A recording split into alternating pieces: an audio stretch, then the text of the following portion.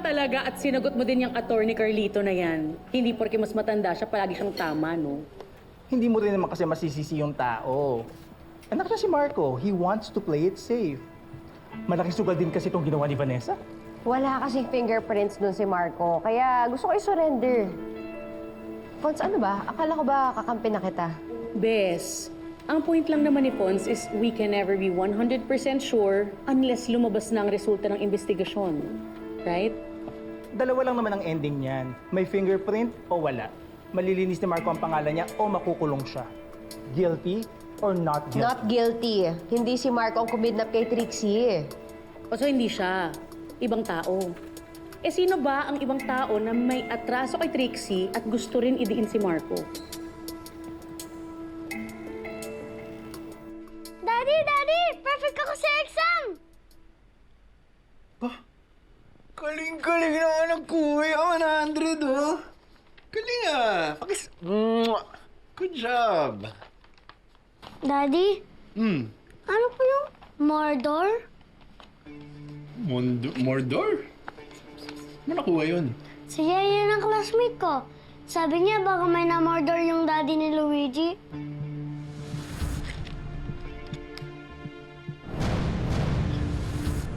Murder. Ano po ang meaning nun? Wala. Huwag mo naisipin yun, anak. Kasi hindi yun totoo. Look. Paglabas mo rito, marami kang maririnig. Yung iba totoo. Yung iba kasinungalingan lang. Pero kuya, ito yung tatandaan mo, ha?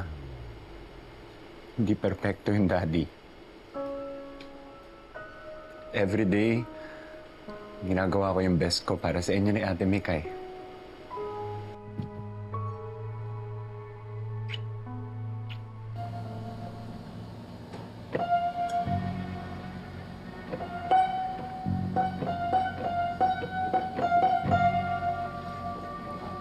Ito na. Dami akong dala dito. Teka lang. Yan. Yan. Ay! Oh. Ito.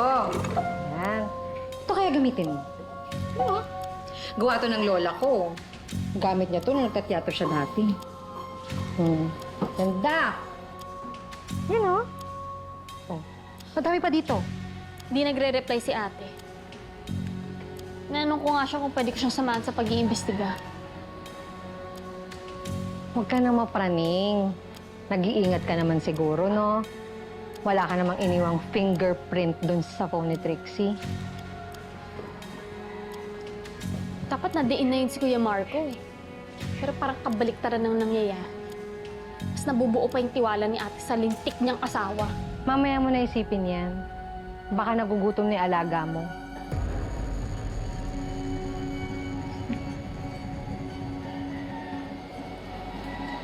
Na-enjoy mo to, no?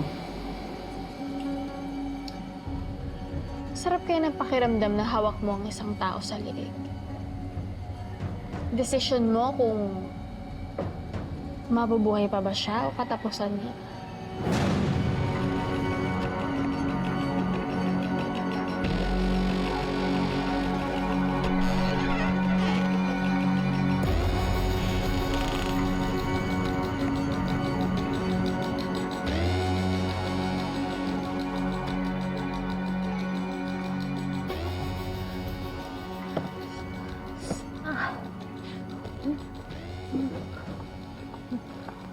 Ano ko bang tubig? Ay, akong tubig. Uhang na ako. Ang tubig na uhang na talaga ako.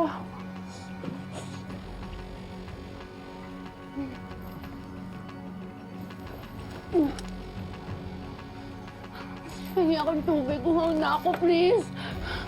Hingi ako. Hingi ako!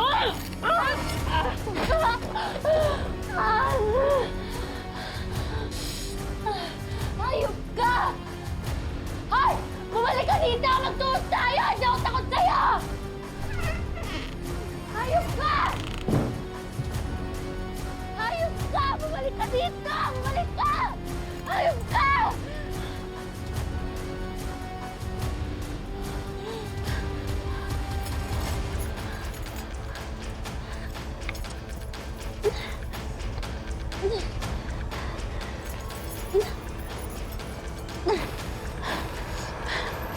Angel?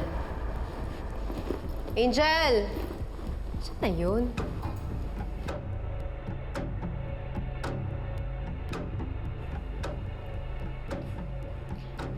Ya, nakita mo ba si Angel? Nag-text pala siya eh. Hindi ko nakita. Ay naku, ewan ko ba dyan sa kapatid mo? Umalis kaninang tanghali. Alas 4 na. Nagsabi ba siya saan siya pupunta? Ano kung ewan ko ba dyan sa kapatid mo? Lagi na lang umaalis kapag wala kayo. Hindi naman pakinabangan dito sa bahay.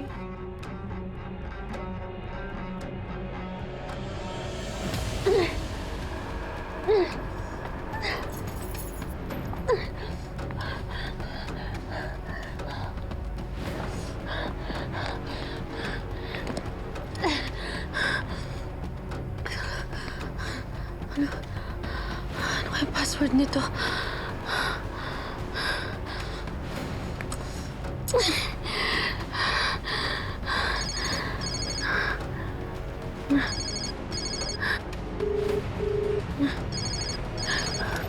Hello?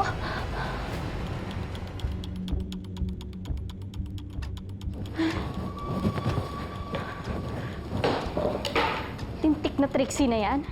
Daig niya pang aso mga gat? Magpatro ka na antirabis, baka maulol ka.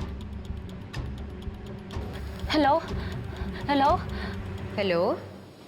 Asa si Angel? Sino to? Bakit mo hawak phone niya? Hello? There are limits to what we can do, Marco. Hindi tayo pwede mag-interfere sa police investigation. Yun na nga yung problema eh. Hindi naman nila hinahanap yung totoong dumukot kay Trixie. Ako yung pinag-iinitan eh.